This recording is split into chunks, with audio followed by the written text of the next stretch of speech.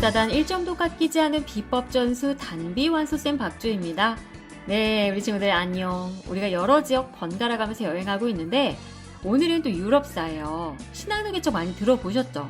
사회 파트에서도 등장했던 용어일 텐데 지금부터 신학로 개척 한번 살펴봅시다. 일단 당시 상황부터 좀 들여다보면요. 십자군 전쟁 이후에 지중해 중심의 동방 무역이 활발해지면서 동방, 그러니까 동양에 대한 관심이 부쩍 늘어나고 있었고요. 특히 후추 같은 향신료가 유럽에서 대인기를 끌게 돼요. 그래서 막 왕이 행차할 때 신하들이 옆에서 이거 귀한 거라면서 막 후추를 뿌렸단 말이에요. 얼마나 기침을 참았겠어요. 자, 그리고 마르코 폴로의 동방 견문록 기억하시죠? 중국사 때 언급했었는데 그 마르코 폴로의 동방 견문록이 많은 사람들에게 읽혀지게 되면서 유럽인들의 동양에 대한 호기심이 점점 커지게 돼요.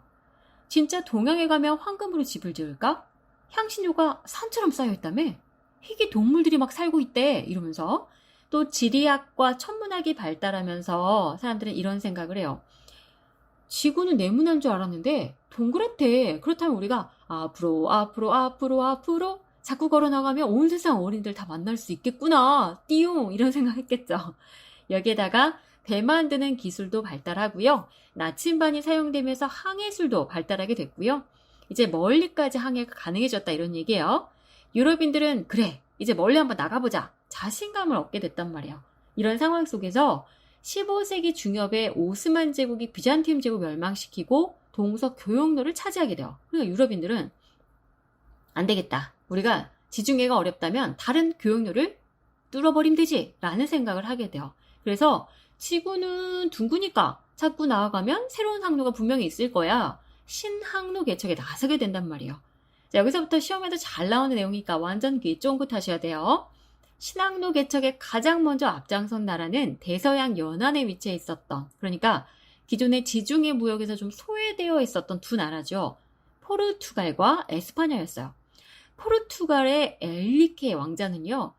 15세기 초부터 신항로 개척을 위한 탐험을 적극 지원했고요. 15세기 말이 되면 바스쿠 다가마 다 가버리겠대요. 이 바스쿠 다가마가 아프리카 희망봉을 거쳐 인도로 가는 항로를 개척하게 되죠. 한편 포르투갈이 향신료 무역을 독차지하면 어떡하지 걱정에 빠진 에스파냐 이사벨라 여왕은요.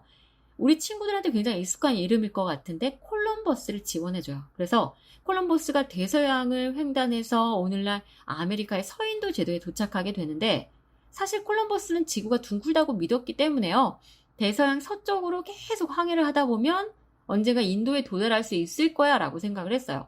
그래서 아메리카 대륙에 도착은 했는데 죽을 때까지 거기가 인도라고 생각을 해요. 그래서 아메리카 대륙 옆에 있는 섬들을 서인도 제도라고 부르게 된 거죠. 근데 이 아메리카라는 이름은요. 나중에 여기가 인도가 아니라 새로운 땅이다 라는 걸 알게 되면서 아메리고 베스푸치라는 사람의 이름을 따서 지은 거예요. 그리고 마젤란이 이끈 함대는요. 대서양과 태평양을 돌아서 세계 일주에 성공하게 되면서 지구가 정말 둥글구나 이 사실을 증명하게 되는데 물론 마젤란은 세계 일주 과정에서요. 필리핀의 원주민 라플라프 병사들과 전투 중에 부상을 입고 이후에 사망을 하긴 해요. 근데 남은 일행들이 세계 일주 항해에 성공을 하게 되면서 지구는 정말 둥글었구나. 지구가 둥글다는 것을 증명해냈고요. 여기까지 일단은 신항로 개척의 전개 내용이에요. 각 교과서마다 신항로 개척 지도가 나와 있을 텐데 화살표가 어디에서 출발하고 있고 또 어디를 거쳐 어디로 향하고 있는지 꼭 좀 체크해 주시고 해당 경로에 해당하는 탐험가들의 이름 역시 꼭꼭 알아두셔야 돼요. 아셨죠? 자, 그럼 신항로 개척 이후의 상황, 그러니까 신항로 개척 결과 한번 정리해 볼 텐데 일단 새로운 항로가 개척이 됐어요. 그러면 이제 무역의 중심지도 뭔가 변화가 있었겠죠. 원래 지중해였는데 이제 대서양으로 무역의 중심지가 바뀌었어요. 굉장히 중요해요. 따라서 신항로 개척 직후에 포르투갈과 에스파냐, 이후에 17세기에는 네덜란드, 더 시간이 흘러 18세기 이후엔 영국으로 이어지면서요. 대서양 연안 국가들이 번영을 누리게 돼요. 자, 이렇게 동서교역이 활발해지면서 유럽, 아메리카, 아프리카를 잇는 삼각형 모양의 삼각 무역이 발달하게 되는데 유럽에는 새로운 항로를 통해서 그렇게 좋아하던 아시아의 향신료, 도자기, 차 이런 것들이 많이 이전보다 싼 값에 들어왔고요. 아메리카에서는 옥수수, 감자, 담배 이런 새로운 작물이 들어오면서 유럽인의 식생활에도 변화가 있게 돼요. 지금도 유럽 식탁에 감자, 주식처럼 자주 오르죠. 그죠? 그리고 아메리카 대륙으로부터 많은 양의 금과 은이 들어오면서 유럽의 물가가 크게 오르게 돼요. 그래서 가격 혁명이 일어나게 되는데 이게 무슨 얘기냐? 아메리카의 금과 은이 유럽으로 들어오면서 화폐가 늘어났죠. 화폐가 늘어났다는 얘기는 화폐 가치가 자연스럽게 떨어졌다는 얘기예요. 그러면서 물가가 상승했겠죠. 이게 바로 가격 혁명이에요. 자, 그 결과 낮은 임금을 받던 노동자와 또 그리고 고정된 화폐로 토지세를 받던 봉건 영주들, 귀족층은 타격을 입을 수밖에 없었고요. 반면에 상인과 제조업자들은 많은 부를 쌓을 수가 있었어요. 또 유럽의 상공업과 금융업이 크게 발달하면서 근대적 기업이 출현하고요. 자본주의 경제가 발전할 수 있는 토대가 마련이 되기도 했는데 그러면서 상업이 폭발적으로 발달해요. 이걸 우리가 상업혁명이다라고 이야기하죠. 하지만 선생님이 지금까지 설명한 건 어디까지나 유럽의 입장이에요. 유럽의 신한노 개척에 대한 아메리카와 아프리카의 입장은 어땠을까? 뭐 완전 달랐죠. 일단 아메리카 상황부터 좀 보면요. 금과 은을 얻는 데만 관심이 있던 유럽인에 의해서 아스테카 문명, 잉카 문명 이런 고대 문명이 파괴가 됐고요.